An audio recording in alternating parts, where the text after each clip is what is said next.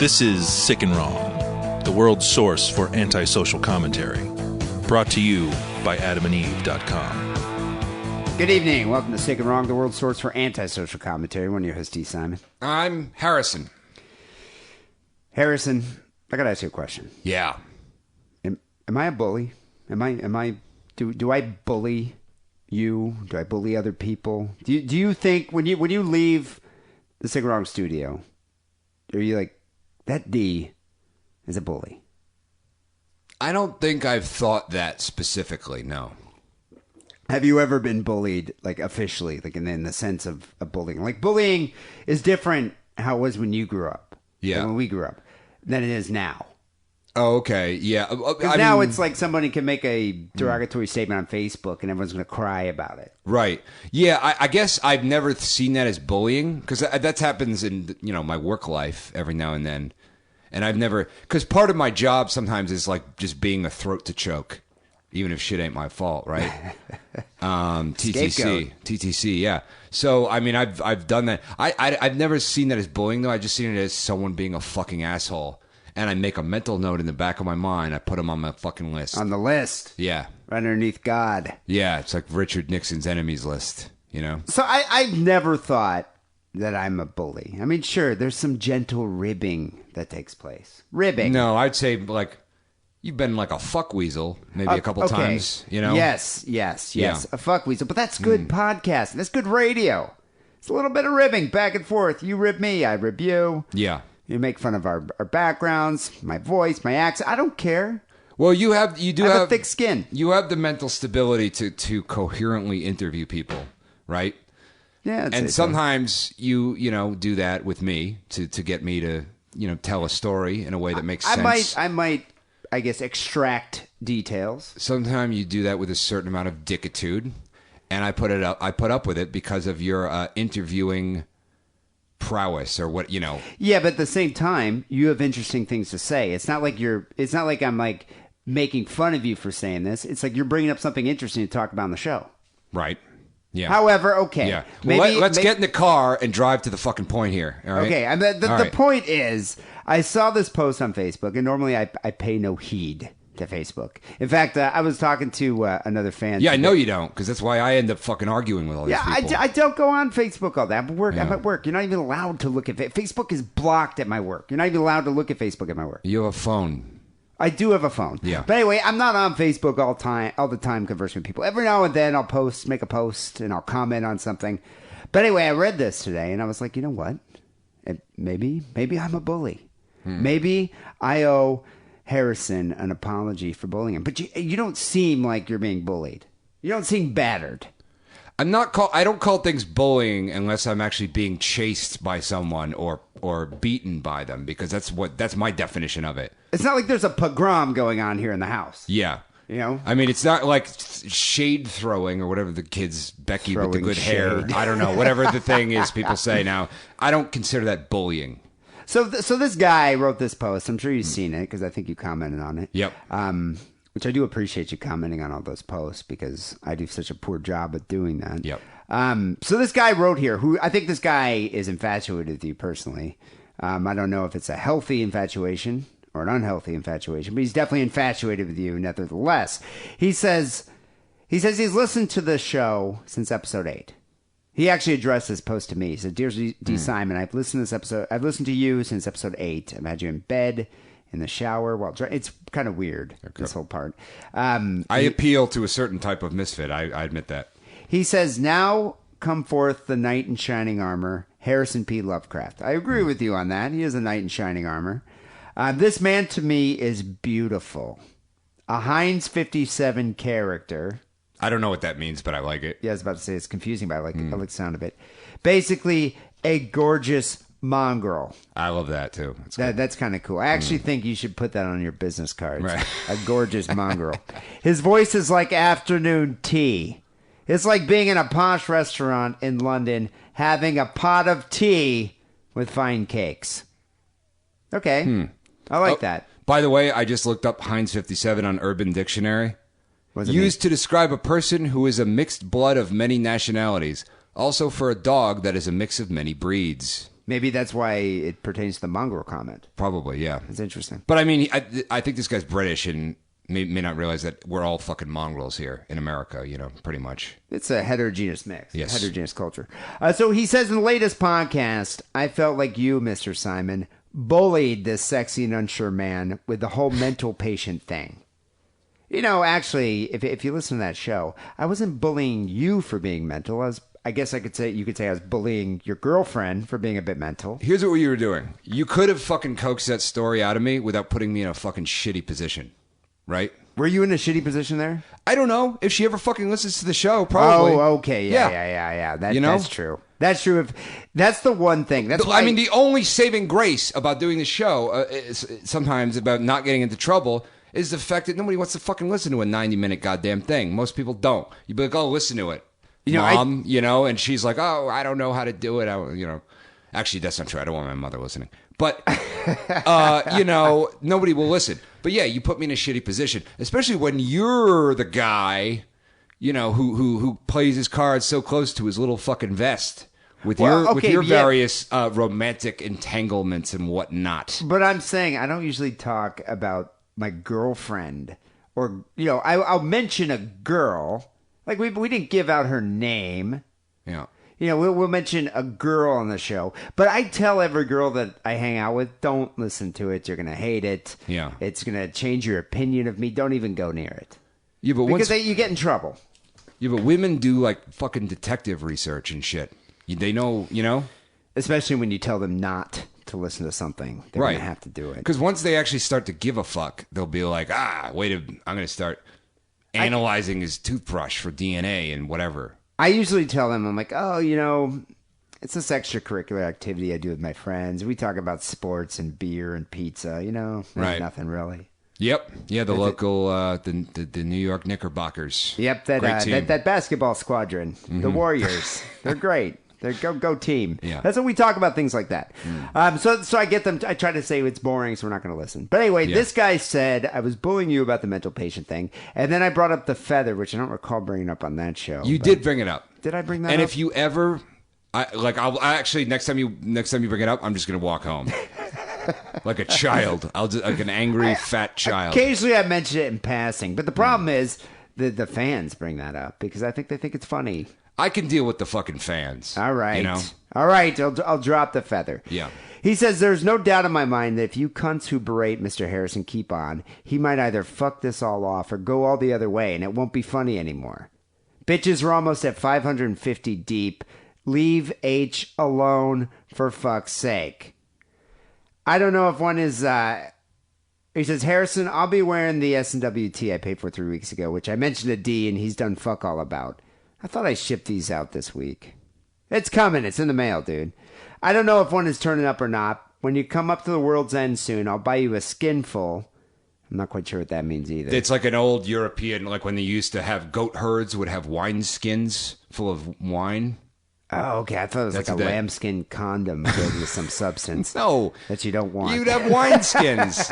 If you're a Bedouin I know, goat I've seen herd the or wine something. skin. All right. And I'll make sure you have a couple of broads, in our language, 2 skanky shit cunts for you to steam into. I don't think that's actually proper. Whatever. Shit cunt? Yeah, I don't think they say that. I don't know. I've never heard that. It's an appealing term. Yeah, I don't know if that's the nomenclature. I've always thought it was like a slag, but that's what I thought they said. Yeah. He goes, I rest my case, but D, I love you and I want you to lick my ears until I'm dead. Just make it good with H. So I need to make it good with H. He's a poetic fellow. Yeah, or Wax. What's his name? Waxer Dick Scratcher is going to have a conniption fit here. Yeah. So, okay, so I'm officially making it good. I'm not going to mention the feather. I'm going to drop the feather completely. Good.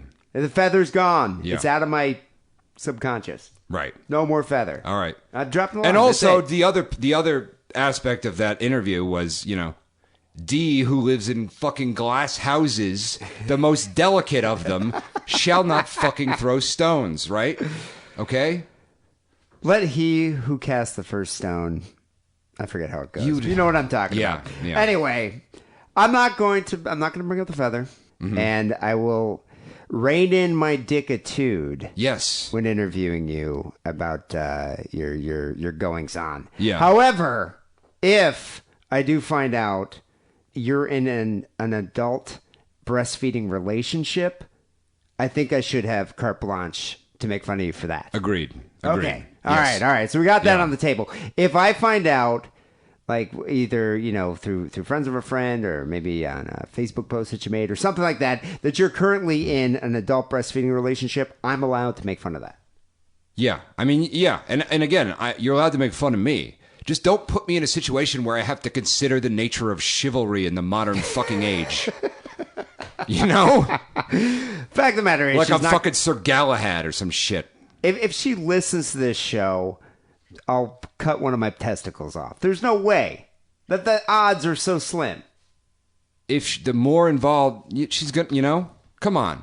I don't know. I give him benefit of the doubt. Anyway, what I'm talking about here is adult breastfeeding relationships. Right. Because this is going to be the new buzzword over the internet. ABRs. And it's also ABR or ANR, adult nursing relationship.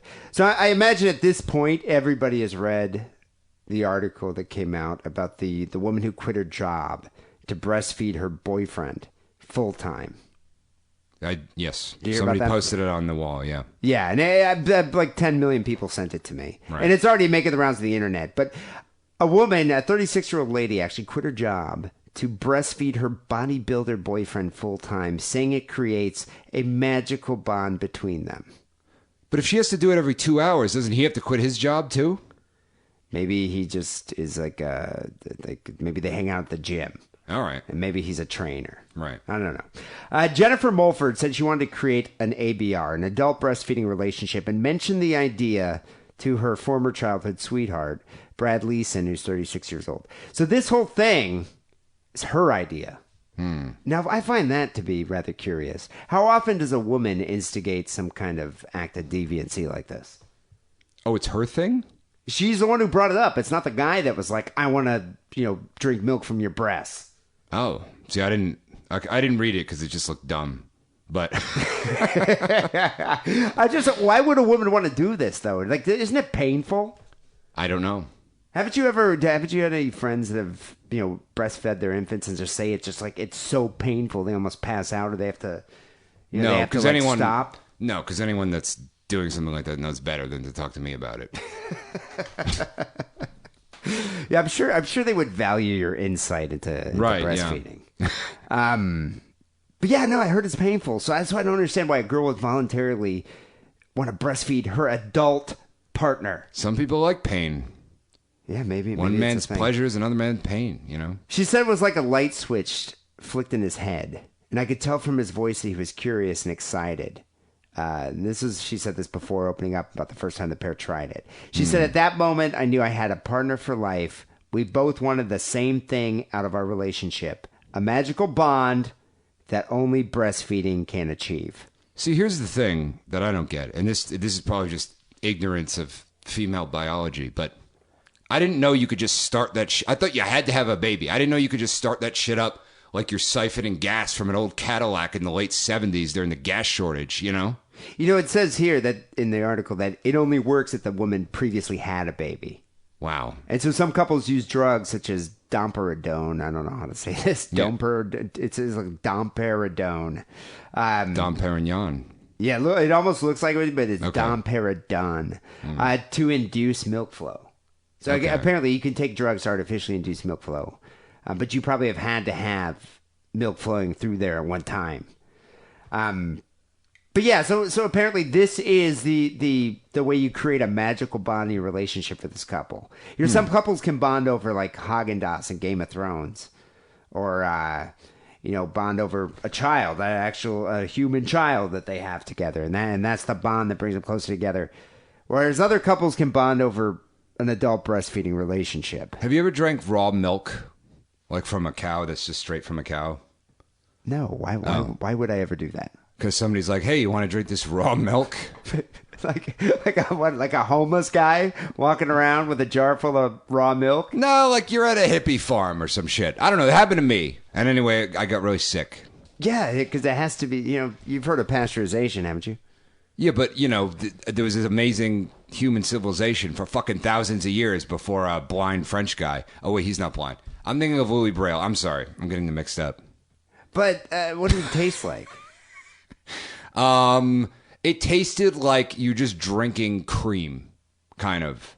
So it was very viscous. And it's a little gamey. It's like gamey cream. Yeah, I don't think I could deal with that. I almost vomited, actually. So Jennifer here quit her job to dry breastfeed Brad every 2 hours to fool her body into lactating. Dry breastfeed. I mean, this answers a lot of questions about midwifery that I've had in my mind for years. Like, what are midwives and what are they? Because it can mean different things. It's like, I guess they breastfeed babies that aren't theirs. And I guess they're also sometimes like back alley abortionists, or sometimes they're like yoga instructors. Or it's one of those things that can mean, it's like social media manager. It could mean like fucking 15 different things. It's variable. Yeah. What they do. I've often wondered them and like the other one, the doulas. What's the difference between a doula and a midwife? A doula? Have you ever heard of doula? No.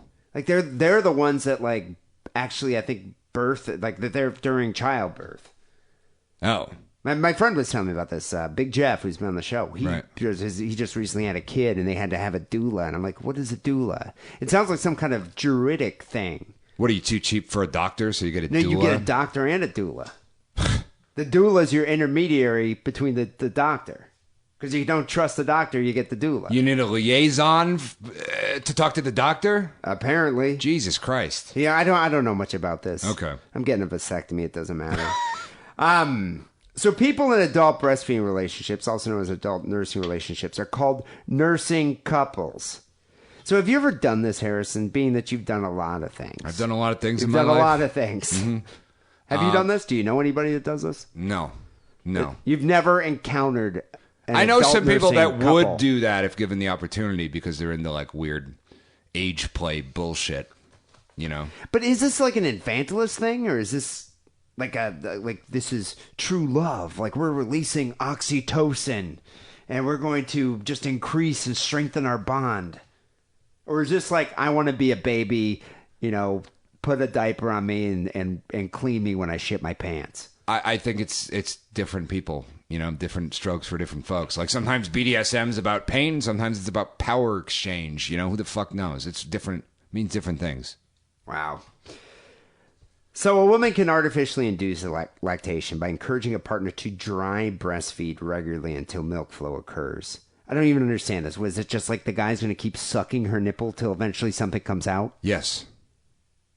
God, that's so foul. Yeah. That is just vile. Like how long does isn't it take, I wondered, you know? That's what I wonder. Yeah, is this something you have to work on? I mean, she's doing it every 2 hours. Are you like, does she ring a bell? Like, or is there like an alarm on your iPhone that goes off? Like, got to go dry breastfeed. Yeah, I think so. If it's got to happen every 2 hours, I mean, that's nuts. So then what happens? When she starts lactating, does she have to like keep pumping it out? I don't know. You know, I remember... Do the mothers have to do that? Do they have to keep pumping it? Or does the baby just sucks on it and it comes out? No, they got to pump it, and then they put it in bottles. Well, if they do that. But if the baby's just sucking on it, right?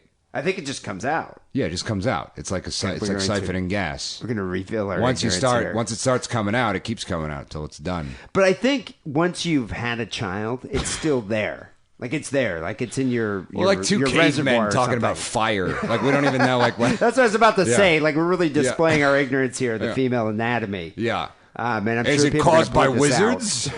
Maybe.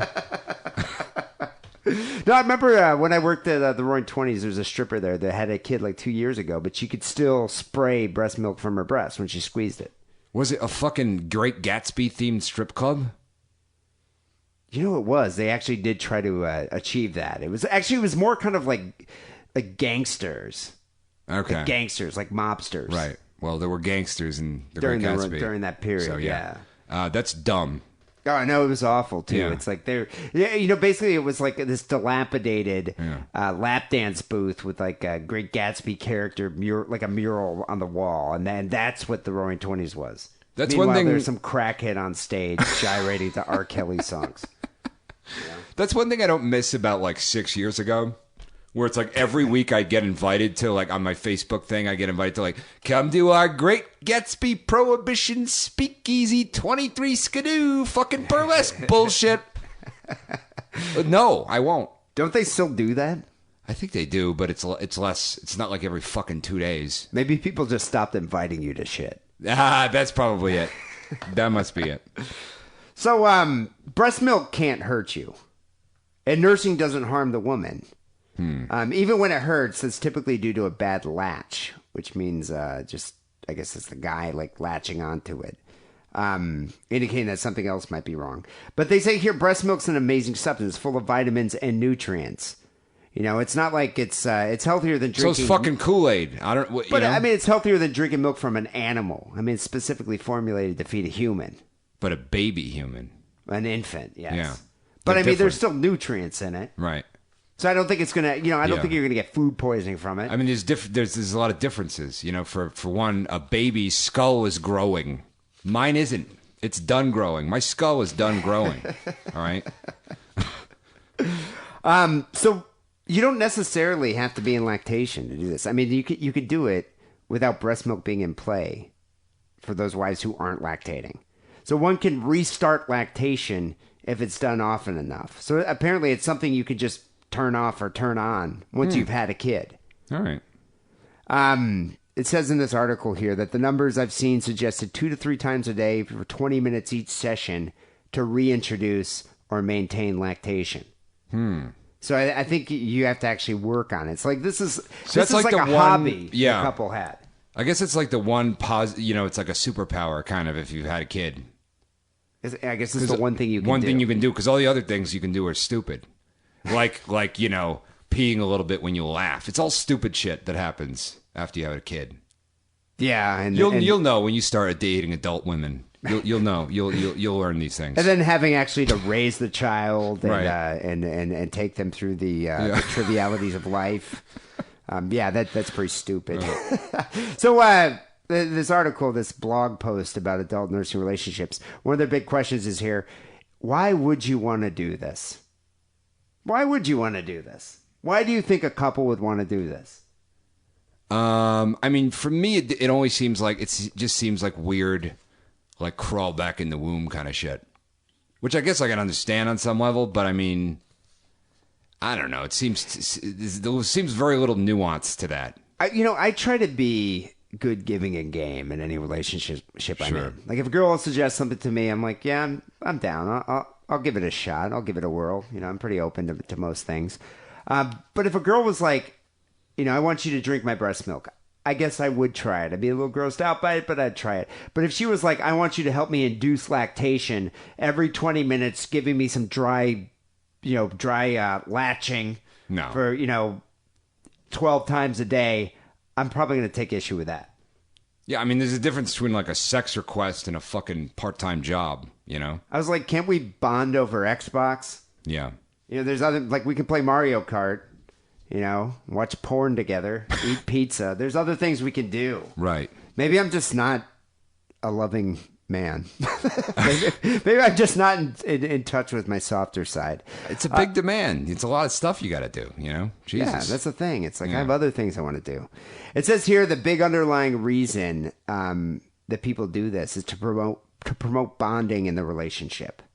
Because it produces oxytocin, just like I was saying. When you're breastfeeding an infant, just as when you're breastfeeding an infant, except this time the husband is the only one nearby to bond to. So the wife feels emotionally connected to him through the oxytocin. Is there oxytocin in the fucking milk, though, that he's drinking? I don't even understand what oxytocin really is. I thought women feel connected to men emotionally during or after sex. I thought it was during blowjobs. And that's why you have to, Cuddle. yeah, right? Isn't that the thing? Or maybe they cuddle me when I cry. Right. No, but I think they're transferring this emotion that they usually give to an infant to the husband. So maybe it's the woman who has a void that the husband's filling here. See, I generally try not to think this hard about fetishes, because when you do, it's always creepy. It's always some bullshit that leads back to just some awful thing. Well, this is pretty fucking creepy. Yeah. I think most of them are. But is oxytocin actually a thing? Like, what is it? Is it a powder? Can you snort it? Could we snort oxytocin? Yeah, you can take it, actually. My biological father's taken it. What does it do? It basically, that feeling like when you're in you start having a relationship in the beginning and you actually feel like you're up in the clouds and you're like, I miss her right now. You know, I'm not around her, and I miss being around her. And you feel all like giddy and kind of like hee. It's that feeling. That's what that chemical is. So it just gives you this giddiness. Yeah. So if you're just single and you're lonely and you take some of this, all of a sudden you're gonna be like, I'm in love. Like, is it something like if my cat came in the room, would I feel an oxytocin bond with my cat? No, because it's not a fucking B-plot love potion sitcom thing. Okay. So what, you just feel happier? It's like happy powder. This isn't Sabrina the Teenage Witch. Okay. Yeah. You. I think you do. I think you feel maybe it's easier to connect with people if you're feeling that. So why not Even just friends? do cocaine? That's a good point. Or Phenibut. Yeah, which is like Soviet Phenibut. cocaine. Yeah. People often wonder here, is it a sexual activity? And kind of as what Harrison just said, for some people it is, for other people it isn't. I mean, it does involve breasts. You know, a lot of guys have, breast fetishes. They're obsessed with breasts. Sure. They have mommy issues. Some people say it's foreplay. Others treat it more like hugging or cuddling. I guess it depends on the couple. I'm a leg man personally. I'm more of an ass man myself, but yeah, I'd say they're very close, kind of neck and neck. Yeah. But I'm not a neck man. You know, I'm into thighs. Yeah. What's weird about this fetish to me is I think most fetishes in general have are instigated by men. I think most men, because men are just deviant creatures. We're just deviants Yes. by our nature. Yeah. You know, we're disgusting, base creatures. And I think most of us just kind of fetishize every part of a woman's body. What's weird about this is it's the other way around. Yeah. You know, I think this fetish, you know, the origin of this fetish is within a woman. Yeah. And if you're like, that's not true, women are blah, blah, blah," just, I don't know, talk to anyone who's gay. And you'll be like, oh, okay, you know, I see. Because that's what happens. That's what happens where we're just allowed to run wild. Yeah. It's anarchy.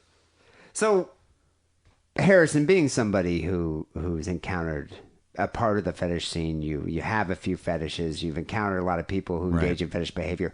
How would you bring up something like this to your partner? Me? Oh, okay. Well, I would. You kind of gotta like test the waters, you know. What? Just like spray, like give them a shot of breast milk and be like, "Hey, here, do this shot." I'm like, "What is it?" That's Kahlua. So in your scenario, I'm the breastfeeding woman, and yeah, that's what I'm saying. Like you're a breastfeeding woman, and you want your. All right. I see. Yeah. You Can just this work? you hold. Yeah, if you're because I do this shit with bondage bullshit, right? I have little ways that I sort of. Do you just keep hinting at her, or do Subtly. you just keep bothering them, like repeatedly bringing it up? I don't bring it up. I do things, right? Like when I'm making out with a woman, I do little things like put my hand on her throat or like, kind of like just pin her arms behind her back and see if her eyes light up when I do it. Testing the waters. Yeah. Because if Good her idea. eyes light up, then it's like, she's into this. If they don't light up, then I'm not, like, it's not fun if they're not into it, you know? But I think there's like a pretty huge, a vast difference here between like a little choking or restraints versus let's spend 20 minutes every 2 to 3 hours sucking on my breast to induce lactation. No, if I was a woman and I was trying to subtly be like, you're making out, and then it's like when the guy, like, licks the woman's breast, let's say, nipple, just like hold his fucking head there for like 5 minutes. Like, suck it, motherfucker! Just that's how you do it. Maybe not that, maybe a little more subtle, but I think all they really need to do is, I'm never going to fuck you again until you induce lactation in my breast. yeah, you could do that too. Yeah, and then if you don't want to fuck me and you cheat on me, we're going to get a divorce and I get half of your stuff. Yeah, that's the Lysistrata method. So You can strong arm that shit, ladies. Mm-hmm. Anyway, there you go, people. You were wondering about adult nursing relationships, adult breastfeeding relationships. Well, we just taught you about that. We just introduced that to you. I am wondering how many of our listeners are now going to be like, I should give this a try. right, yeah. Just make sure he's laying in like a kind of a fetal position, and just hold his fucking head there. There you go. Yeah. I wonder if you could put on like lullaby music. Now it's just, oh man. I would put on like that Rosemary's Baby theme song. Like, I think that's a good lactation song. We just that little song that Carly Fiorina sang. You know, play that in the background. That was I so, know two that little was girls so that creepy. I would like to see. Oh God. God, I think I'm already lactating. People, this is episode 536 here, Sick and Wrong. We have news coming up next. We have phone calls after that. Before we get to the first story here, here's a word from AdamandEve.com. Go to adamandeve.com, and for a limited time only, you'll get 50% off just about any item. When you select your one free item at 50% off, you'll also receive 3 free adult DVDs, plus a free exclusive gift. And to top it all off, they'll even throw in free shipping on your entire order. And what's that free exclusive gift? It's the Clit Bumper, the ideal pleasure ring for couples. He'll love the way this love ring lets him stay harder, longer. It increases the strength of orgasm, and she'll love the way the pleasure nubs thrill her sweet spots. The unique bumper stimulates her clitoris, and it's soft and stretchy for a comfortable fit. The Clit Bumper's made of premium silicone, it's waterproof, and it's compatible with all water-based lubes. Use code DIDDLE at checkout. That's DIDDLE at adamandeve.com. So, Harrison, how often do you think of Richard Simmons? Maybe like once a day, you know? I mean, do you just think about, like, where's he been? What's he doing? You know, No, I don't think about him that much. is he saving any fat people? I know Lenora used to work out with him. Yeah, you know, a lot of girls used to do that. Yeah. He went West Hollywood. He had But then he ran a kind thing. of disappeared. Like, he vanished from the public eye. And, you know, I read some stories saying that he was being tortured by his housekeeper. Oh, I heard that too. Yeah, Yeah, but then like there's all these weird like Howard Hughes-esque type of rumors circulating Right. about him. And then I read this, and I don't know what to believe now. The National Enquirer broke an explosive news story that features never before seen photos of Richard Simmons living as his female identity, Fiona. Okay. Did you know he had a sex change? No, is this true or is this? It's National Tabloid. Enquirer. I don't know, but I mean, it was in like several Radar Online, TMZ reported it. Okay. I don't know. I mean, he's 67 years old. Right. And in these pictures, he has flowing brunette locks and womanly curves. Yeah. Think of Richard Simmons. Richard Simmons. You know, Richard Simmons with a high voice, Yeah, the everybody- curly hair, Yes. The little shorts. with feminine curves. Yeah. You know what's weird about those little shorts? Is it's like They now give you it's a boner? weird. Now it's oh yeah, every time. When I'm sweating to the oldies, you know, some Bobby Darin, put on some Bobby Darin, and I'm doing jumping jacks, fucking hard as shit. Anyway, no, the weird thing about the shorts is that like you know now it's like look at you know, but in 1978 all men wore those shorts. All think men wore shorts that short in like the 70s. I think in like, And even the early 80s. yeah, but I think in like Scandinavian countries they still do. Like in Europe, Yeah, they probably still do. yeah, and like Italy, I think they're just like, yeah, that's normal there. It was literally in America, like some point in, I don't know, the mid 80s. Men are like, wait a minute, that's kind of gay? Wow. And, and is that when like I won't wear shorts above the knee anymore. And then everybody's walking around like fucking Fred Durst. Is that when like cargo pants came out? I think so. Like or like khaki, those khaki like cargo pants shorts. Utilikilts. But one of my favorite pictures ever of Lemmy is it was like in like 1981 or something. He's wearing like these cut off jean shorts, and just one of his nuts is just hanging out. Ah, yes. And that's Always a what it danger, was. yeah. You'd sometimes have a dangler hanging out there. I don't know, I feel like there was a time when women liked men's legs or something. I don't know. Yeah, I wonder. I mean, underbutt and men. You know, I feel like, yeah, come on. That's, no. Yeah, but I think there's a Underbutt time with Yeah, I men. think there was a All time right. when girls liked, they felt it framed a man's ass. They could see his legs and they looked more athletic.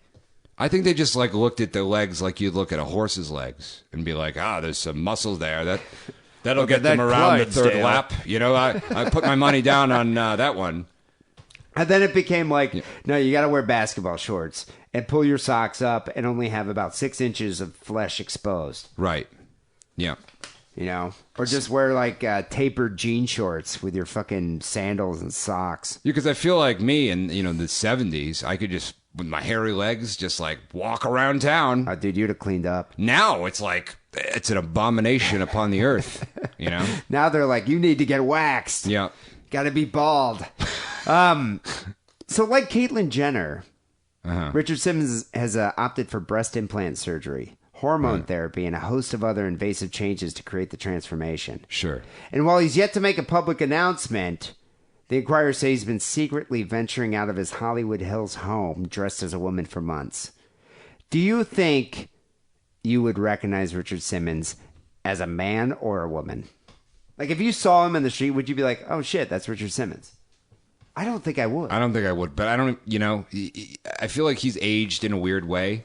I haven't seen him in a weird way, but I feel like he's got that weird kind of like fat, red Donald Trump face. Yeah, but it's not orange. It's not like, you know, spray tanned orange. But he does kind of have like that's kind of that fat face, though. Yeah. But it's been a long time since I don't, you know, honestly, I have no idea what he looks like. Yeah. And if he's been getting extensive plastic surgery, who knows? But the thing is, I'm just wondering if this is all hearsay. Yeah, You know, my image of him is still like when he used to go on Letterman and be like, Barbara Streisand! And then David Letterman would just cut into him and he'd cry. But do you remember when he'd be on Stern? I don't actually. I don't Oh my ever God, it remember was some him of my on Stern. favorite episodes of Stern. He would come on Stern and he'd bring like a couple fat people, and Stern would be interviewing him, you know, under the guise of this being a serious interview. But meanwhile, there'd be like a Snicker on like a fishing line just kind of floating in front of the fat people, and a slice of pizza and a hamburger. And then Richard Simmons would get so mad. He would just Right. start crying. And then Howard would have to apologize and get them to take away the fishing poles with the hamburgers. Right. Yeah. But yeah, no, I wouldn't recognize him. But I'm, you know, I lived in New York for a long time, so I don't look at people. You're not supposed to look at people when you're walking around. Do you think there's a chance that Richard Simmons and Caitlyn Jenner might be an item? I mean, that depends if they're.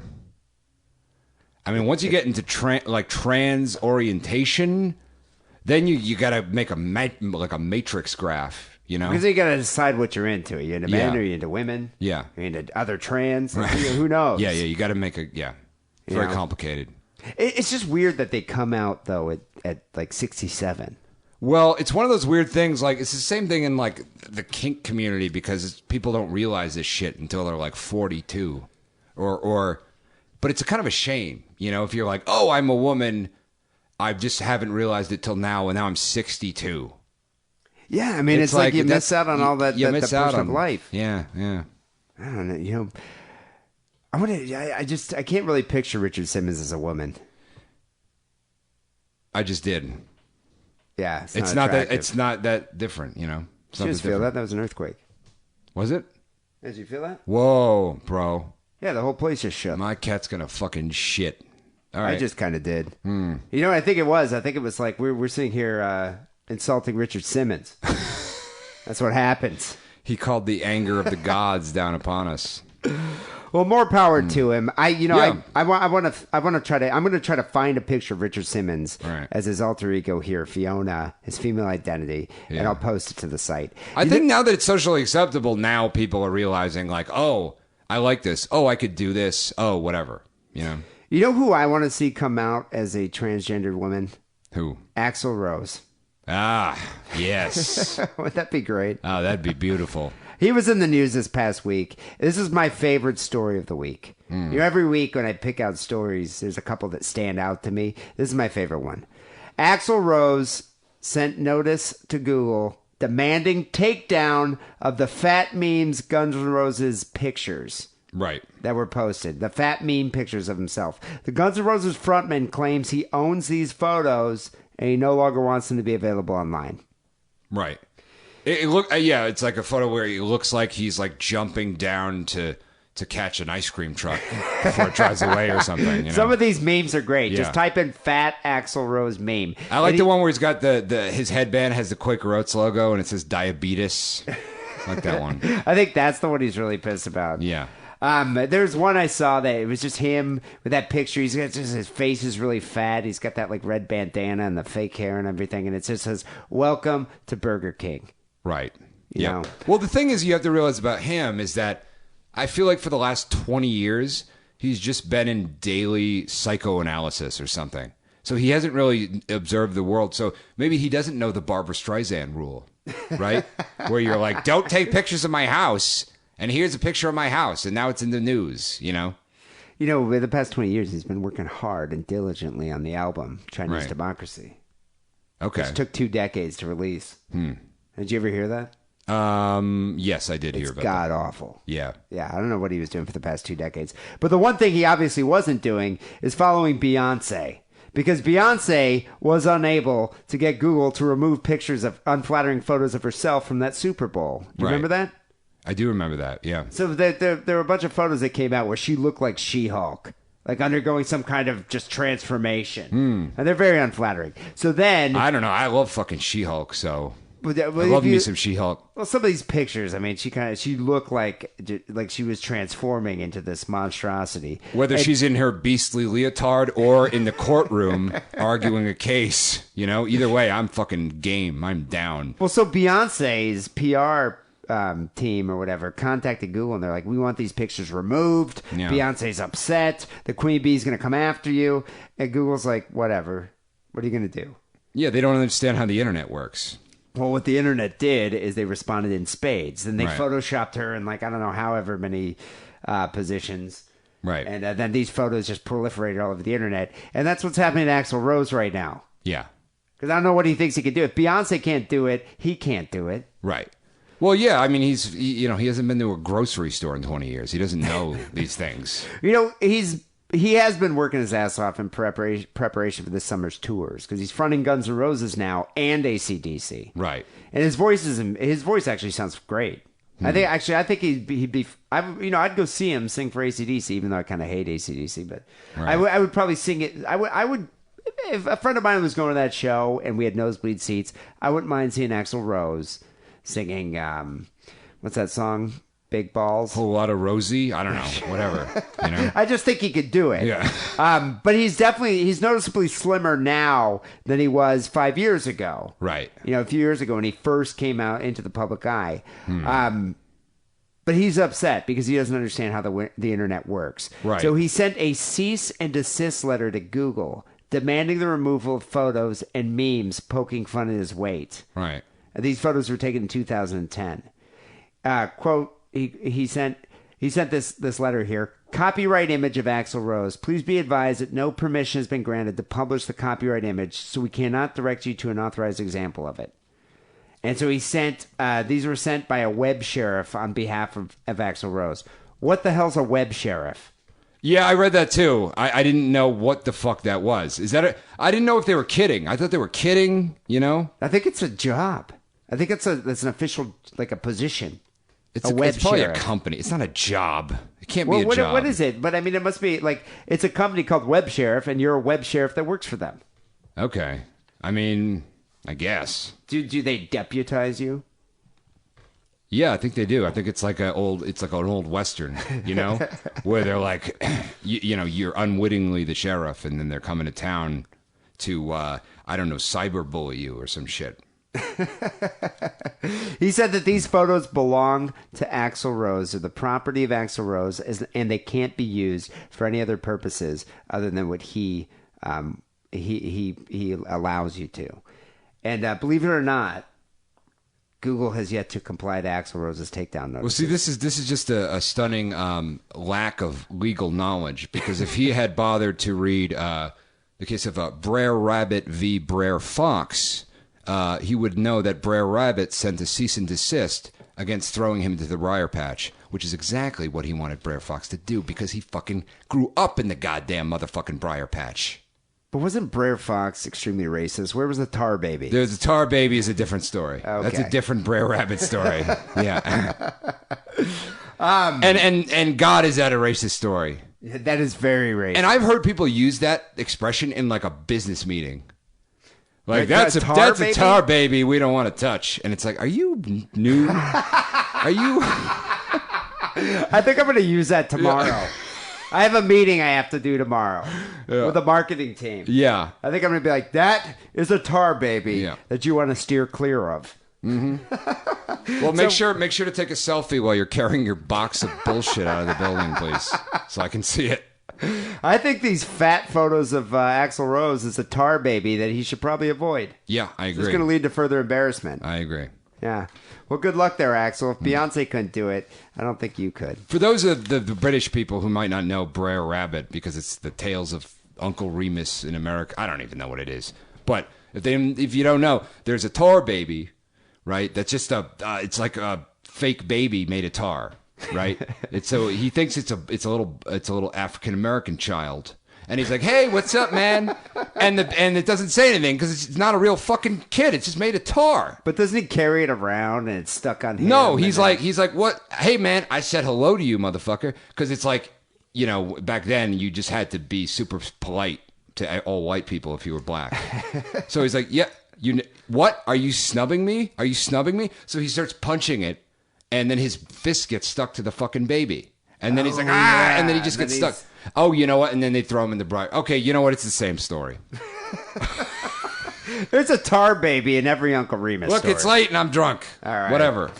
Well, you got a story here. What story you have? Oh, I've got a story. Witches hex Brock Turner, Stanford swimmer convicted of rape. Ooh. Vamp for a little bit while I drink this water so people aren't like, People know who Brock Turner is. I mean, this is the buzz story of the week. I mean, it is unbelievable. If you want to talk about a travesty of justice here, and people, I think, have, I think they're allowed to be outraged here. Sure. Yes, they are. So let me go into this. A group of witches hexed convicted sex offender Brock Turner on Tuesday. Convicted sex offender who prosecutors were trying to convict him of 6 years for raping an unconscious woman behind a dumpster on the Stanford campus, but he got 6 months and will probably only serve 3 months. Right.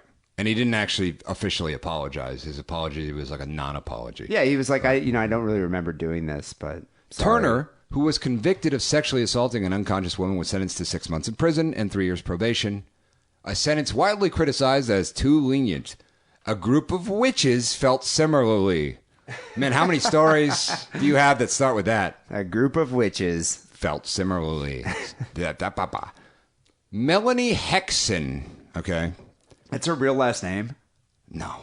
Oh. Come on. All a right. belly dancer and midwife. See what I mean about the midwife? A midwife? Yeah, see? Are they all witches?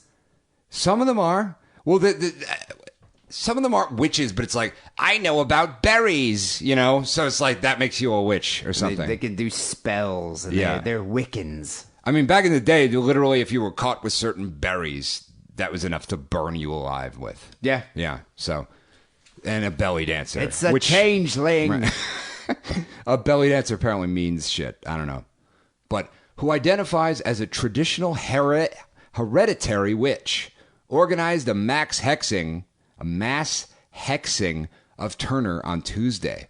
She posted the hexing as an event on Facebook and invited her 12 coven sisters with whom she decided to perform the hex and publicize it on the social media platform. A mass hexing? Yeah. Is that commonly done? I mean... A mass hexing? How effective would that be? I feel like if you actually got together, and gathered around a fire or some shit, that might mean something.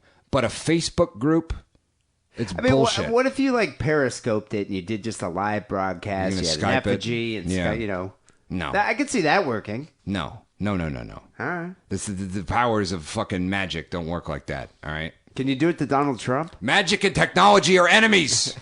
Unless you're in the world of Shadowrun, in which they're not. No, they still are. Anyway, shut up. Okay. I think it really struck a chord with a lot of women as a way to feel like they had some power in this situation, Hexon told U.S. News. That there was something they could do, some way they could come together and focus their rage and their need for justice that wasn't being met. Which, okay, sure.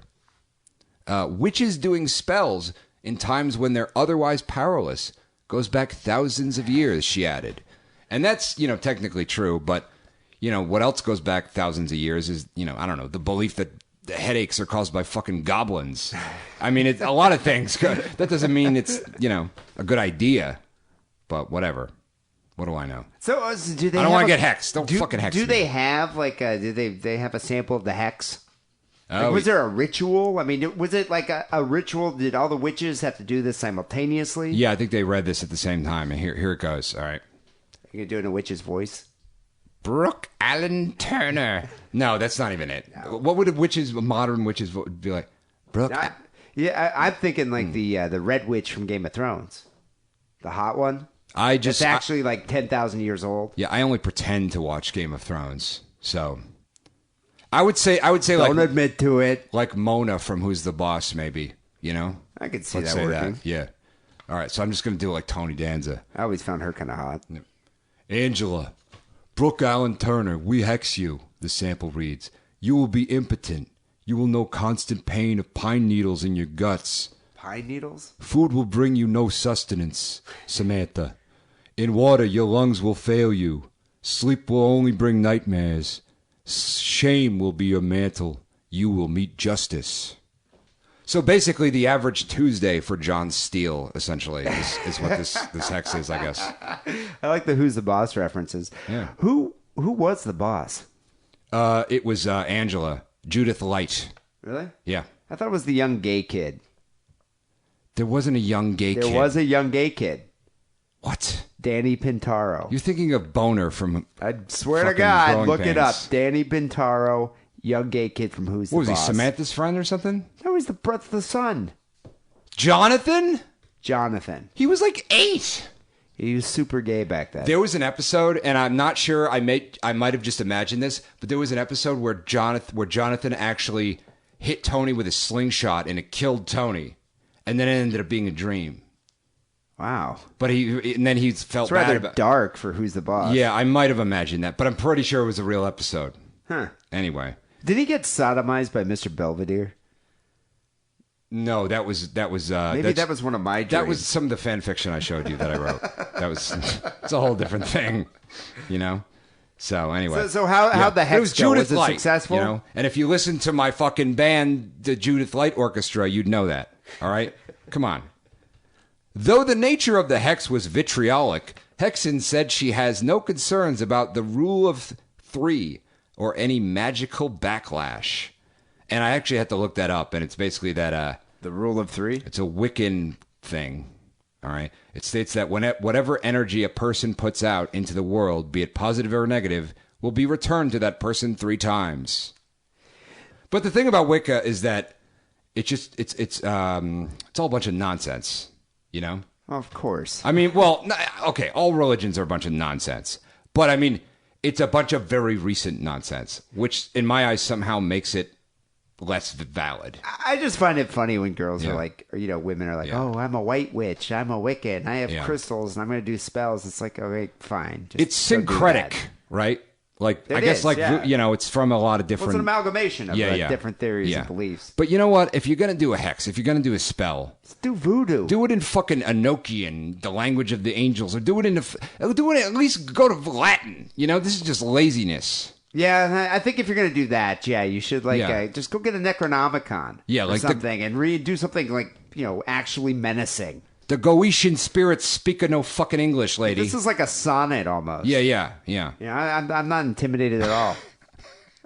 So this guy Brock Turner, you do know if he was a black guy, he'd be in prison for like 15 years. Oh, absolutely. Or shot by the campus police. But this guy though, Brock Turner, do you think this is all going to blow over in a few years? Like, do you think he's going to be able to date another girl? Like, do you think a girl's going to date him and be like, okay, yeah, you had a bout of the affluenza and you raped the chick and you got 6 months in prison. Not even prison, county jail. I mean, I know for a fact in the last 3 years that George Zimmerman's had more girlfriends than me by far. So I'm going to say yes. I mean, the only good thing is that I guess he has to register with the sex offender thing. Yeah, no, this guy's going to be a sex offender for the rest of his life. Yeah. Which, he should. He should have I don't gotten- know. Is it the rest of his life, or is it only like a certain amount of No, time? for life. Okay, And that's good. that's the only part Yeah. of the ruling I agree with. Right. I really do think he should have got at least 5 years in prison. Yeah, definitely. I would have liked to have seen that. Right, yeah. Because now he's not even in prison. He's in a county jail. Like county jail, and then Yeah. 3 months he's going to be back home. Yeah, Like, and it's basically going to be his summer is going to be in county jail. Right. A daycare for Yeah. affluenza teens. Yeah, exactly. And I guarantee it'll probably be better than my fucking summer, Will the spell work? Hexen is certain of it. I'm a really experienced, powerful witch, she said. He's going to get a bunch of pine needles in his Yeah. stomach. Yeah, and again, this Ooh. saying things like this. I mean, this is one thing you can actually blame on Muhammad Ali. Somebody Yeah. saying, "I'm a really experienced, powerful witch. I have no doubt that when I cast a hex, it will be successful. I am so fucking hexed after this. I swear to God. They're Get just a voodoo doll. They're gonna curse me. Yeah, no, you're screwed. Mm. If they listen to this podcast, which they probably don't, because most women choose not to listen to Sick and Wrong. Yeah. But if they do, you're going to be hexed. Yeah. And you got a fucking voodoo puppet on your goddamn wall. So whatever. Oh, yeah, I do. That's Yeah. my protector. Right. Got that in New Orleans. So she's very confident it will be successful, even though it's just made up.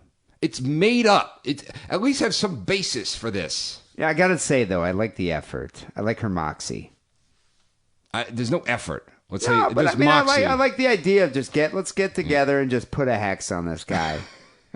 Why not? Yeah. What else can you do? I mean, yeah. I The guess you can- judge pretty much exonerated him. There's nothing else you can do. What, go Right. throw eggs at his house?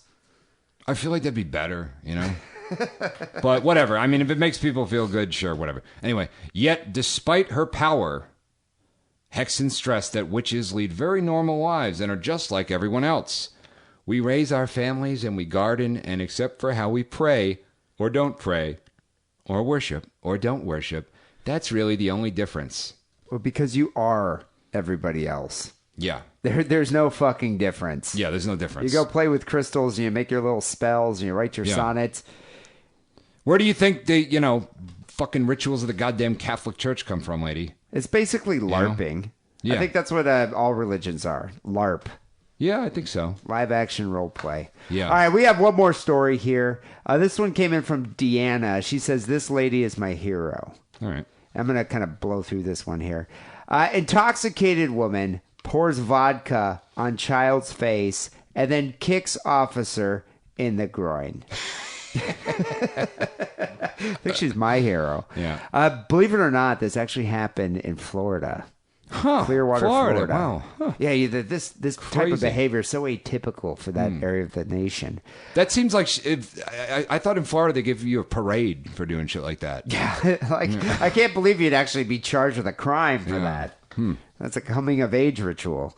This week, a North Carolina woman became angry when a 7-year-old boy splashed water at her at the Sheraton Sand Key hotel. Clearwater. Good. She was at the pool. Sure. She was just a guest at the hotel at the pool. Rosanna Kaiser's her name. She was drinking from a bottle of vodka in the swimming pool area when she kept getting splashed by this kid. Right. I can feel her pain here. I Yeah. can empathize with this. Well, it's a teachable moment, for the child. The child learns, don't fuck with random people. You don't know what the fuck they're going to do. They could pull a knife. You don't know. Exactly. Don't And, fuck and with that's people. the problem, is you have these parents who just don't give a shit. They're on Facebook. They're Right. like, oh, this is my gift to the world. Yeah. This Yeah. this genetic Oh, mutation, yeah. this genetic dead end that's screaming and running around and splashing water, and just that has no, they don't teach the kid how to behave. Yeah. There's and they're no like, discipline. oh, he's in the gorilla cage. Well, I'm busy doing a fucking cyber hex, so I guess somebody else will handle Sorry. this problem. We just killed an endangered species that everybody loved in the community, but sorry. Yeah. Your kid has to jump in the water. Your kid isn't God's gift. It isn't some amazing gift to humanity here. No, in fact, it's a kid's cancer upon the your kid's earth. a blight. Yeah. Is what it is. And that's the thing. It's like so here's this kid, raising a ruckus, causing havoc. Right. Disturbing other hotel guests. This girl just wants to drink her vodka and sit in the sunlight. Right. Well, Well, the kid could have learned a lesson. you know? And now the kid learns nothing. Well, I guess he did learn this. Vodka in your face isn't very pleasant. She grabbed the child and she poured the vodka bottle directly onto the boy's face and eyes. She then grabbed him around the chest and pushed him into the pool. All right, that might be a little too far. You think that's extreme? I think she should have just thrown her drink in his face like she's on a date with a scumbag kind of thing. Grabbing him and pouring the bottle, and she's drinking straight out of the bottle. I mean, it is Florida. I don't know. I kind of like when you do something like you just start screaming at them in tongues. Like you speak in tongues, you bark like a wild animal, and then you spit on them. Okay. Yeah, do something like that. I mean, it's confusing. Mm-hmm. You know, what's a kid going to do? He's going to be like, that woman's possessed. I should not go over to that area of the pool.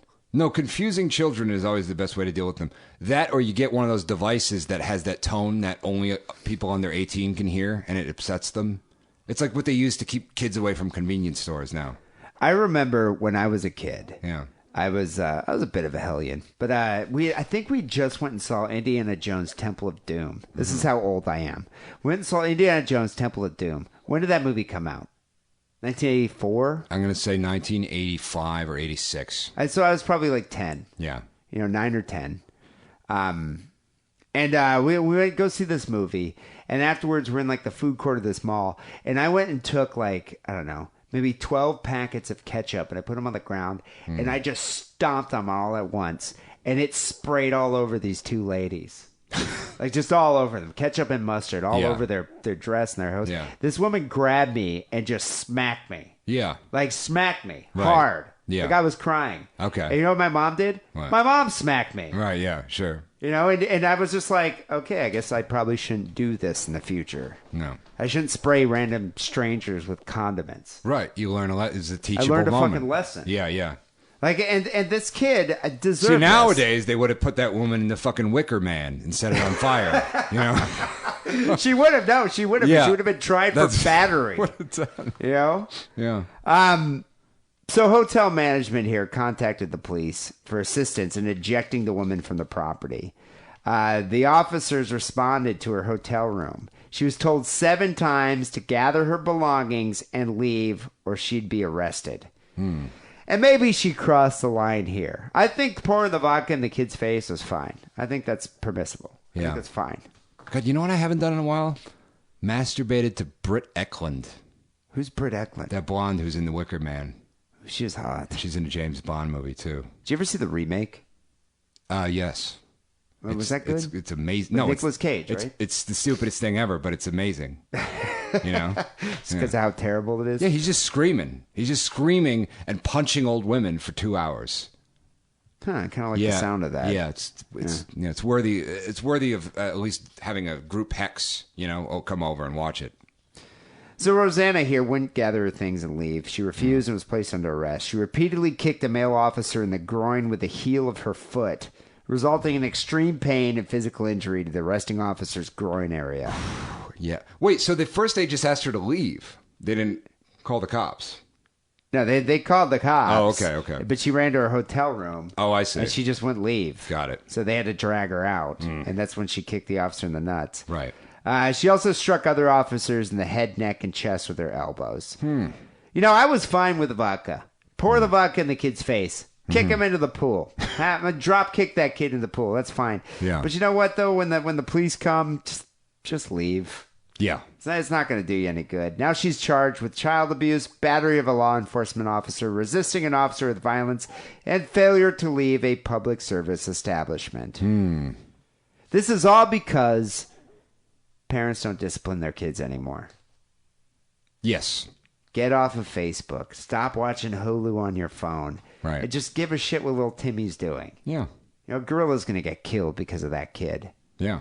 That's what I'd feel bad. If I was that kid that caused that gorilla to die, of course the gorilla's going to die. Right. You know, they have to shoot it. I mean, I think it's a baby, right? It wasn't a kid that's going to remember that. It was like 3 or something. He's 3 years old, but I think Yeah. he should grow up with this stigma. He's the gorilla killer. Right.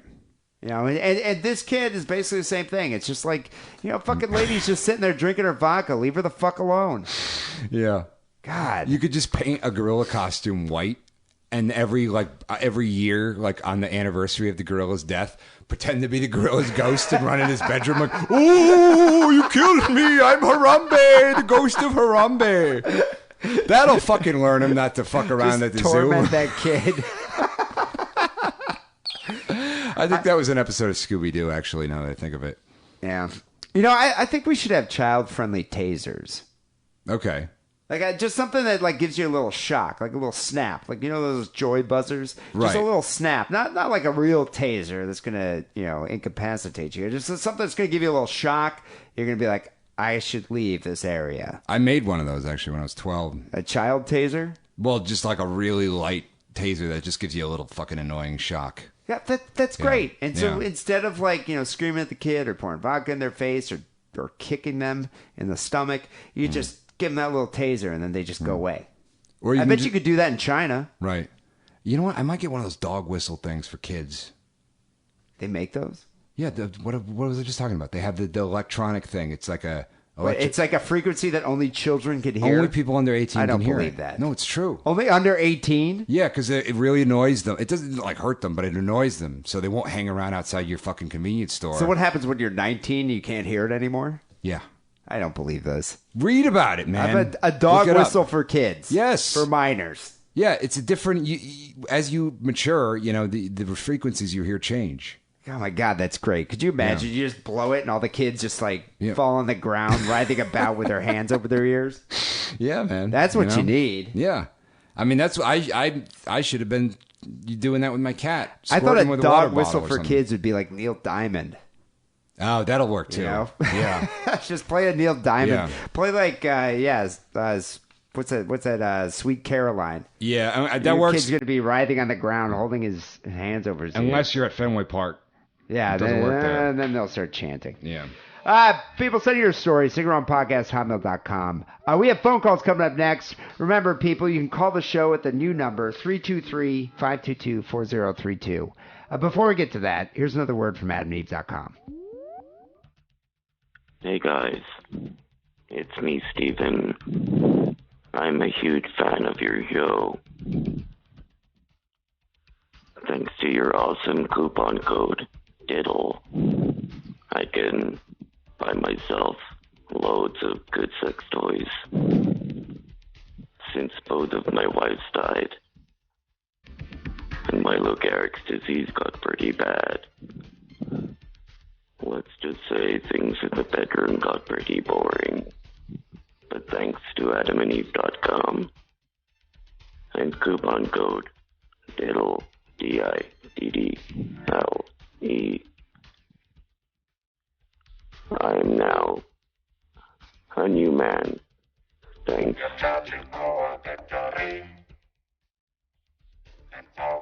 Harrison, we got a few phone calls to get to. 323-522-4032 is that number. I know we got a call from the retarded Scoutmaster. It's been a while since we've been playing his calls on the show. But the guy calls in like 3 times a week, every week. I try to space it out. God bless that fella. He's dedicated. He's a loyal listener. But this time he calls in. He called in with a call about retarded people working on farms. Oh. Harvesting the power of the retarded. Like just enjoying the earth, tilling the earth for the purpose of doing so, or are they like picked up outside of a Home Depot, like in the morning, and then somebody drives into their farm kind of thing. Do you think the retarded people would be hanging outside the Home Depot, or would you like? It's like a Scanner Darkly kind of situation. That's what I'm Is that wondering. what- Do you drive it? Do you pull up in a short bus to the Home Depot and have them get on and then go to the farm, or a really long van? I'm hearing Jessington Bear's disappointed voice in my head right now. I just can picture him grimacing, even though I Yeah. don't know what his face Right. looks like. All right, we'll play the retard Scoutmaster call. Okay. Hey guys, Retarded Scoutmaster here. Wow, I think he just lost. I was listening to Wow, his episode testicles just dropped. 457, and you mentioned that retarded people, you don't see them working like out in the field or lifting heavy stuff, and it was. Yeah, just like the that hit song by Men Without Hats from the 80s. You don't see retards in fields. Yeah, I remember one? that song. Yeah. Or- That was on the same EP as the Land Down Under, right? Yeah. It's a good song. Catchy. And there's also a line about fucking Vegemite sandwich in that one, too. They're just every fucking thing, you know? It was brought up by a call. The call is related to a gentleman who wanted to rent out retards for retard strength, i.e., moving heavy boxes, lifting heavy shit, moving tire irons, shit like that. Yeah, I need some tire irons moved. Hold on a second. Yeah. Is this retarded camp that he works at a labor camp? Is this like a North Korean labor camp for retarded people, like the mentally handicapped? I think it might be, you know? Well, now it sounds rather ominous. At first I thought it was just like, you're a parent, you're burdened by this retarded person that you have to take care of by law, and you don't know what to do with them, so you just ship them away to camp for the summer so other people can handle your retarded offspring. Right. But now I'm thinking they actually send them there to work and exploit, their natural retarded abilities. Right. And they probably haven't had enough education to read the Arbeit macht frei sign, you know? Exactly. And really understand it. Okay, well. I'm just paraphrasing, but he pretty much said that. Anyway, I'm rambling. Well, Dee said that retards only work in places like Taco Bell. I beg to differ. I work currently on a farm, and there's a 57-year-old retarded woman, I think, that's about her age. It's pretty exact guesstimating. age. He works on a farm now? Okay, I'm kind of confused what the retard scoutmaster does. I know he works at a camp for retarded people. Right. But then he also works on a farm with retarded people. It's getting dark. I don't know, you know? I am going to bet you, dollars to donuts here, my dollars to your donuts, Yeah. that he might be mentally handicapped. See, I don't think so. You don't think so? No, I Well, don't then think what's so. he doing working with all these retarded... I'm not mentally handicapped, but yet I don't deal with any retarded people. Yeah. Ever. But he seems to work with them on a farm. I'm work with sure them on it's camp. just a hilarious misunderstanding. Maybe. Yeah. She works there too. And she works just as hard as I do, so, yeah. What do you do? So, there are retarded people who Picking beets. lift heavy shit and move stuff. God. Alright, peace. All right. I need to go lay down. Yeah, after that, I don't even know if I want to continue. I'm kind of just annoyed now. Oh. And confused. Oh, man, this poor bastard. I'm unsettled. Yeah. This is just, it's like, okay, so she works as hard as you do Hmm. doing what? You lift things? That's what this guy has to be retarded. Does this guy live in Michigan? I would For some doubt reason, it. I think that. There's a lot of retarded people in Michigan. Okay, all right. Yeah. People don't farm in the winter, though, right? You can't. The ground's too. But I'm God, I'm he's so just stupid. lifting heavy things. That's Right. what he does all day. Do you Moving think he- tire irons around. Do you think he went to do you think he has a high school diploma? I don't know. Do you think he's a Bernie bro? No, I don't. I don't. Oh, he's a Trump chump. But I know that he does have a lawsuit on file claiming that he originally used the phrase, some folks call it a sling blade. Yeah, Yeah. I could see him trying to sue Billy Bob Thornton the for case that. of the retarded scoutmaster v. Billy Bob Thornton. Billy Bob Thornton, yeah. I'm hoping the Scoutmaster can lawyer up with a good Jewish lawyer. Right. Someone with the last name Berg or Steen or something. Yeah. All right. Well, Scoutmaster, thanks for the call. It's always good to check in with you, even though I have a backlog of 30 phone calls I just haven't played. But it's good to hear from you. It's good to hear what's going on, and it's interesting. I do kind of wonder what he does on a daily basis, though. Yeah. Like when he's not working. Some folks call it a forced labor camp. Yeah, that's what I call it. What do you have here for the next call? Well, we got a fella who's got some accents. Accents. Yeah. Master of accents. Yep. Cunning linguist. Yep, he's a regular Kevin Pollock, this one, I guess. Yo, Wagwan, DNS. I just listened to your last episode. you know, you guys were talking about Scottish accent and thing, and What is? Is it? Wait, is this? Is he? Are you from an alternate Earth where Jamaica is on the moon? What do you? What? He sounds like what's his name? Sacha Baron Cohen's character. Why am I blanking on that? Not Borat. What the other you one. going to do the thing? I don't. You know what I'm talking about? Not Borat. God, why can't I think of this right now? I don't remember his characters. You know how there's Borat, then there's the gay Yeah. one, Yeah, then yeah. there's the Chav one. The Chav one. Okay. Probably the You most know- famous one. throughout my life, I've always been told I have a pretty good accent, and I have loads of different accents I can do. So,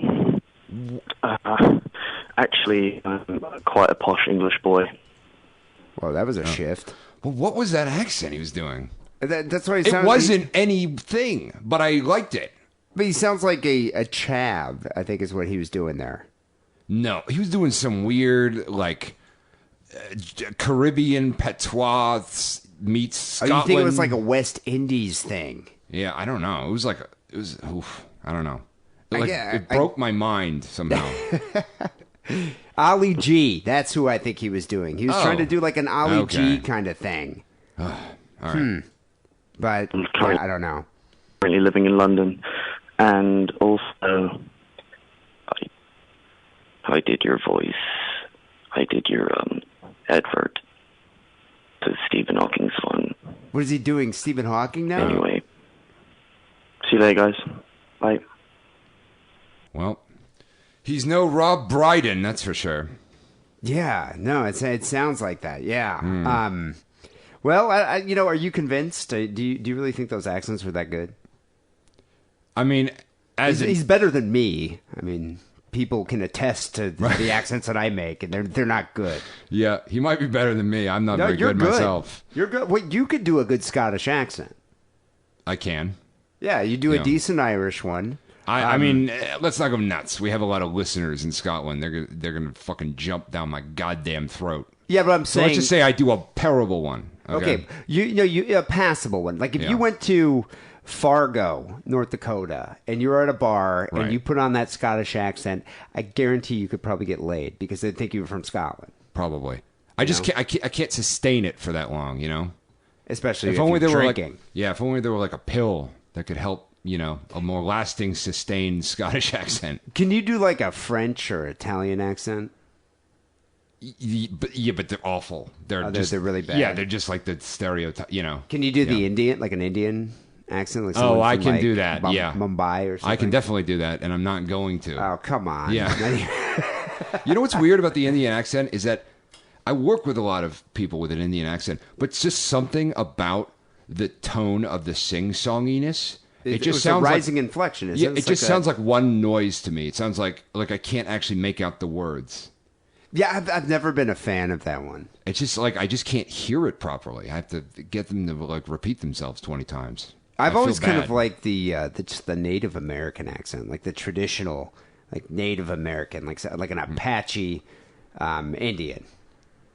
I'm giving you 30 free chips on behalf of the Great Bear Spirit. Yeah, I like that. Yeah, I it's a think fun accent, It's a you good know? one. You should Yeah. you should do that when you go to England. Well, anyway, that was impressive. I'm impressed with your accent making ability. Right. Although I kind of think that any English person can do all the other accents on their continent. I don't think so. I don't You think don't that's think? true. I think they can. I think they can shift from posh to chav to Liverpudlian or I whatever. guess they can. I mean, people here sure as shit can't. No, we you know? can. Yeah. But I mean, we can kind of do a southern accent if we wanted to. We can do that one Southern accent. Yeah, We can't do like Kevin can't- Spacey in House of Cards Southern accent. Can you do know? a Boston accent, like a Bostonian accent? That actually is a really nuanced accent, and I can't stopped do trying to do it. Like, I can do Rhode Island. I can't do Boston because there's so many weird... Like, every fucking town in the Boston area has a different goddamn accent. So it's really hard to do. I've never been able to do that. Yeah. Do Californians have an accent? Yes. They all talk like Ronald Reagan. What do you mean? Like just the way they say like They're like, or oh, we they- got to call the Uber. You know, they all kind of talk like Reagan, you know? They do. I think it's because Californians smoke so much marijuana that they have to think to utter their words, to like get the next word out. They have to think. And they're not thinking in a good way, like thinking before they say something, like self-censorship. Yeah. They're just thinking how to say the next word, the next statement. Oh yeah, totally. 'Cause they're slow. Yeah. And it's like being on a planet full of Ronald Reagans, like bizarro. Yeah, bro. Yeah.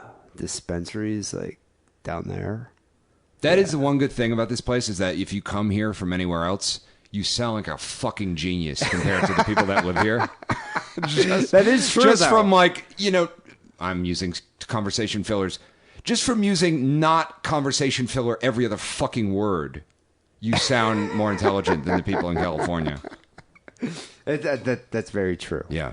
So we got another call here from a guy who I think is one of your friends. Like, I was surprised. I was like, Harrison has friends. He's an actual friend. He's a friend of yours. Oh, man. Oh, shit. Okay. Sounds like a friend of yours. Dear Mr. Harrison P. Lovecraft, please find these letters arranged to your liking. They're deposited upon your page in Facebook. I know how many of these correspondence will bring up memories. Some good, some less so. But we all have to face these eventually.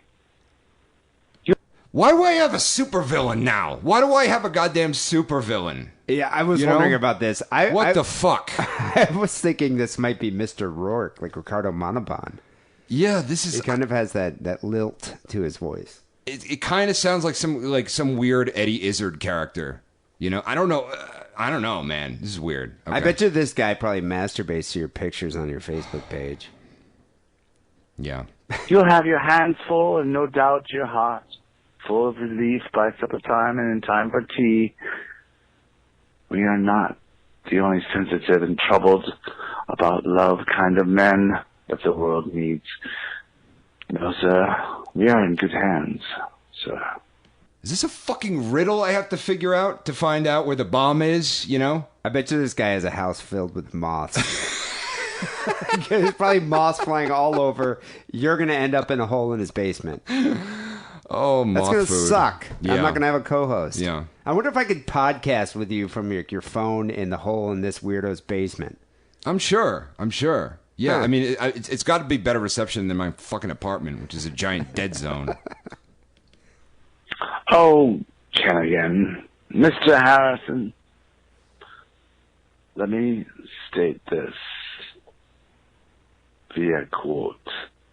It might be time that you find someone who shares your interest in morally evolved threesomes. Sincerely, Jean-Paul Sartre. Jesus Christ. What the hell is he talking about? Is he talking about Sartre?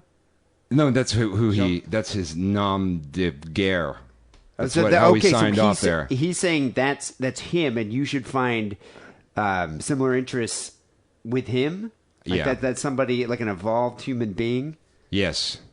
Wow, He's like he's the only guy that can match wits with me or something. dude. He wants to wear a coat Like the of Riddler. you, a coat of your skin. That's what I'm thinking. A Harrison windbreaker. Yeah. I feel like he's like a guy. Wait, is he? I can't tell if I knew him or if he just is someone who thinks we should know each other. I think it might have been the transsexual that you had sex with a month or two ago. Does not sound like that. All right. First of all, come on. This might be, but I don't know what kind of Frankenstein's monsters I've created over the years. You also have no idea who's like, going and looking at your Facebook and who's stalking you, who's, trying to figure out where it is that you go get your iced coffees. Yeah. An ex-girlfriend of mine listens to the show. Just, I didn't share it. Just people find it. I don't know.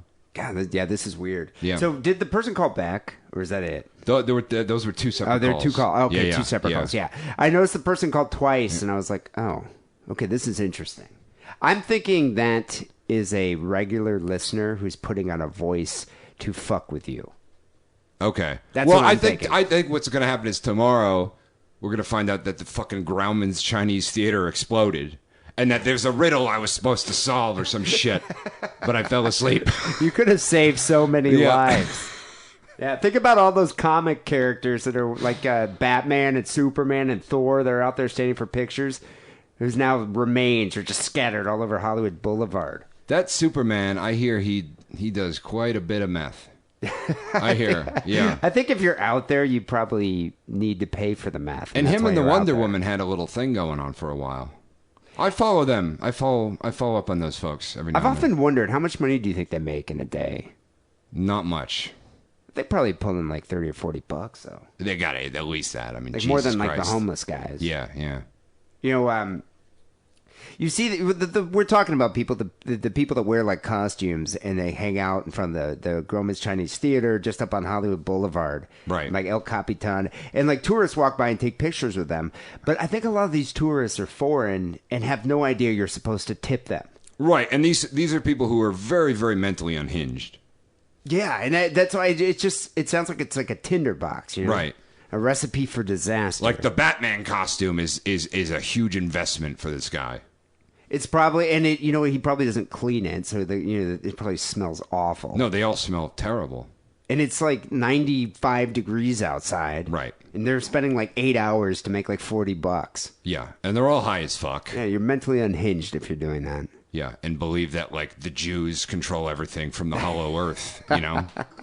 So Do we have any more calls, or is that it? we got one about One more. heroin. Oh, heroin. This guy called in. He has Heroin. heroin questions for a guy that used to do heroin. All right, sure. Yo, D and Harrison, I got a question, mostly for Harrison. So, there's been talk on the show about how Harrison is a user, and And a loser. Is it and a boozer? Is that a pejorative? Like when you hear user, you like, you could say a drug user, you could say a drug addict. Like, what would you rather hear? User just sounds kind of weird. Like it sounds like I'm playing like the Bad Dudes arcade game in 1988, and it's like winners don't do drugs, you know? Well, yeah, it's just like, and user just rhymes with loser. It's just, I could say he's a drug taker. Right. Okay. Well, yeah, and I have a question for you, sir. Are you a bad enough dude to save the fucking president? All right. I don't condone such activities. I might, but I'm just going to say I don't. All right. And I was just curious how somebody like Harrison, I don't know his job or anything, but if somebody doesn't have a job and they live in the LA area, how do they get fucking heroin? Like, is it cheap? Like, is it easy to get? Well, it's probably pretty easy to get if you're a drug addict, but things like that. I got questions. So let me know. Well, I'll tell you one way to do it in L.A. Go get a fucking Batman outfit and go stand in front of the Groman's Chinese Theater for a couple hours, and then you can go get heroin. And if anyone is going to MacArthur Park, it ain't because they left the fucking cake out in the rain. Let's just say that, you know? And heroin, it's been a while since I bought heroin, but last time I bought heroin, it was only like, between $10 and $20. Oh, it's cheap as fuck. I mean, until you obviously get addicted to it. But Well, yeah, then it's you really have to cheap. buy it all the time. But no, if you're addicted, I mean, I know somebody that now she's on Suboxone, but she was addicted, and it was just she didn't have any money. She actually had her like parents managed her money for her because she was on disability. So she would just be sick a lot. Sometimes she'd have money to get a bag, and then sometimes she wouldn't. I'm surprised though she got an allowance?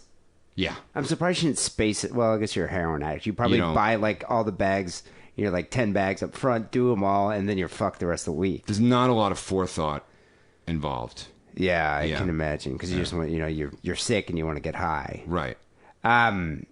Yeah, I know in New York it was like what, $10 a bag, right? And then you get a bundle for $100, maybe a little less. I mean, I have a friend of mine who's basically a homeless addict at this point, and he does all sorts of scams. He gets prescriptions from the government and then sells the pills.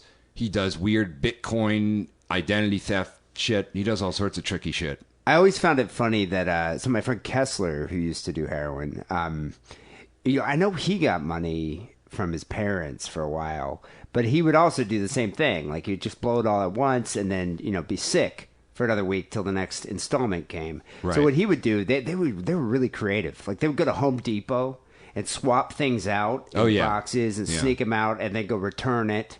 Or they would steal art books from museums, Right. and go sell them at bookstores. Yeah, no, that's a good one to do. Yeah, like these big, like Chagall and like Monet, and just like all these like art books. Yeah, the Home Depot scam, what you do is the Home Depot The scam. Home Depot scam.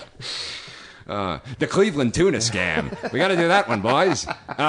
No, you go to Home Depot, and you just walk around the parking lot, walk around. You find a receipt that somebody dropped. Yeah. And then you steal the shit on the receipt, and then you return that shit.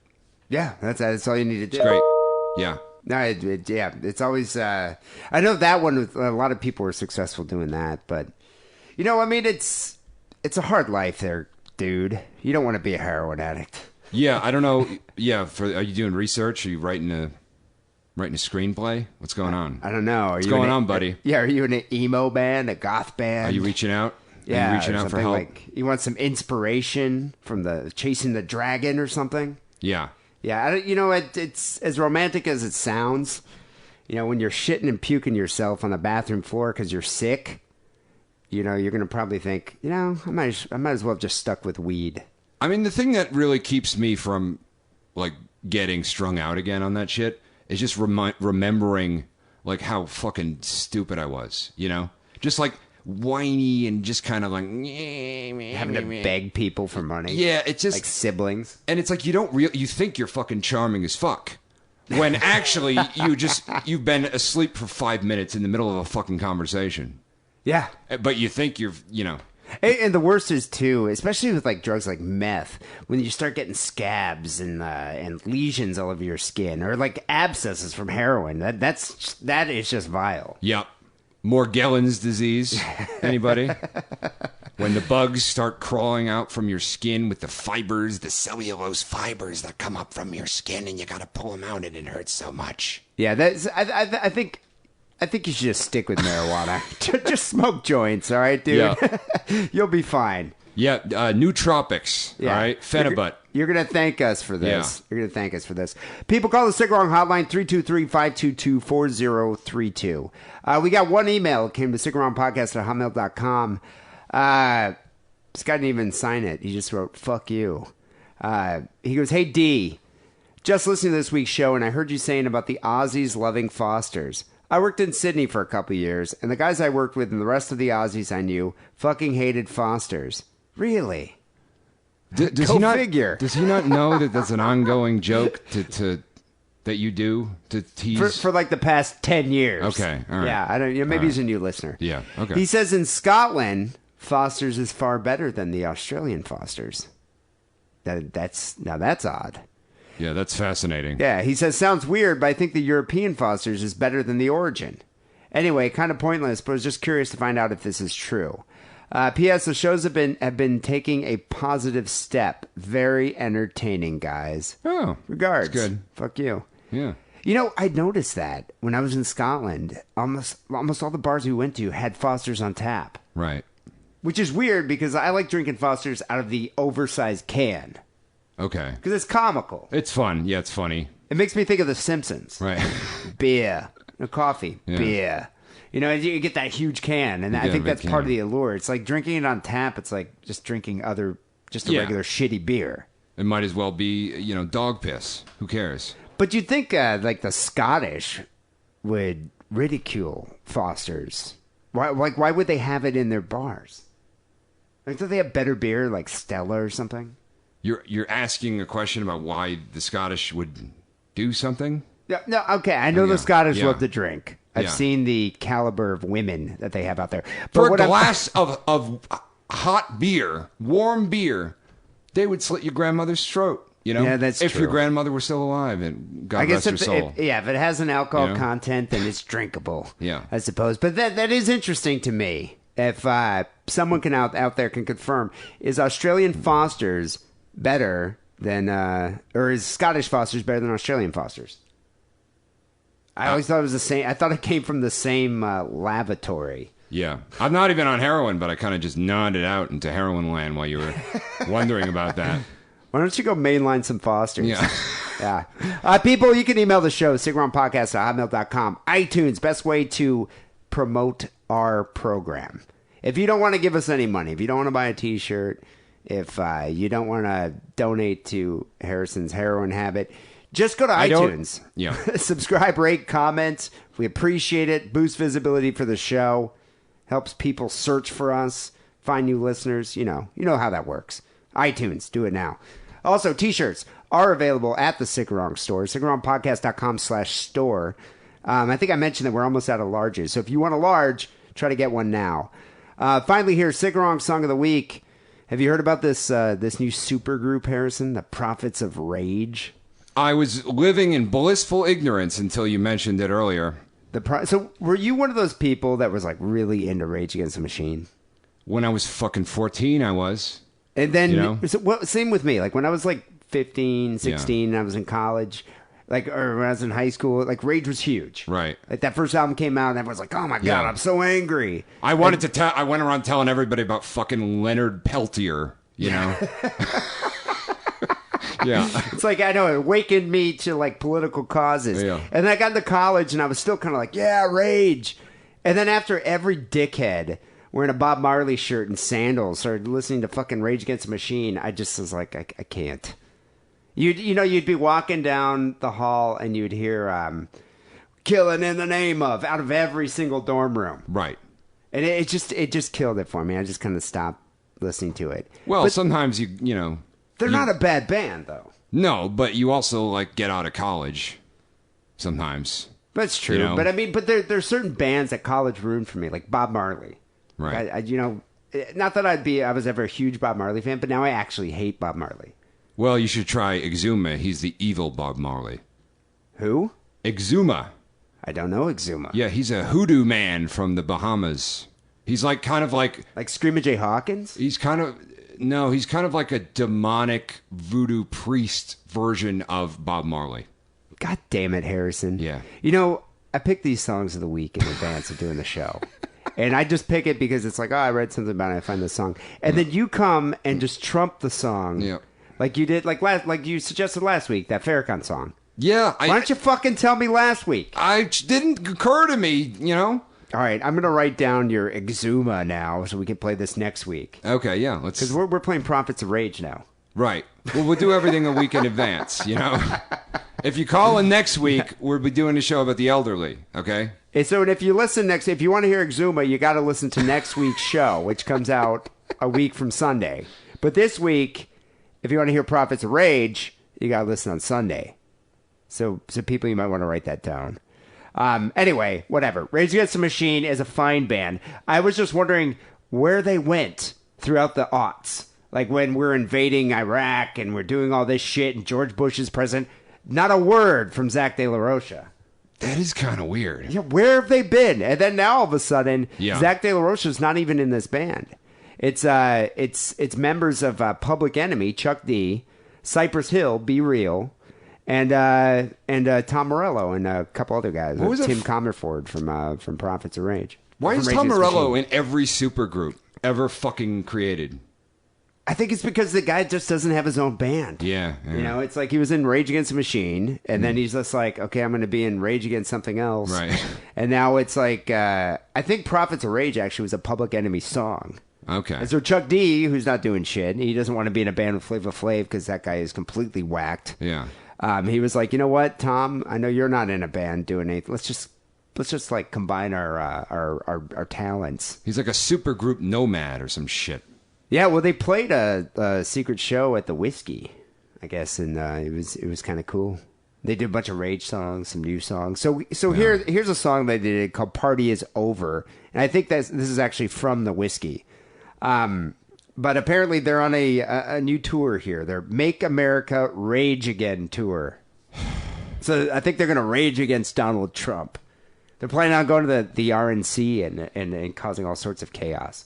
Look, all I know is white man's heaven is the black man's hell. Is that your new sex song? Yes. That's good. Oh That's my good. God, you just gave me the best fucking idea. Okay. You should totally do that tonight. Yes. You should. Oh. Anyway, people, we're going to end the show here with Prophets of Rage's The Party Is Over. You should go catch them, and they're going to be playing your town. I know they're doing a tour throughout the country. People will be back next week with episode 537. Until then, take it sleazy.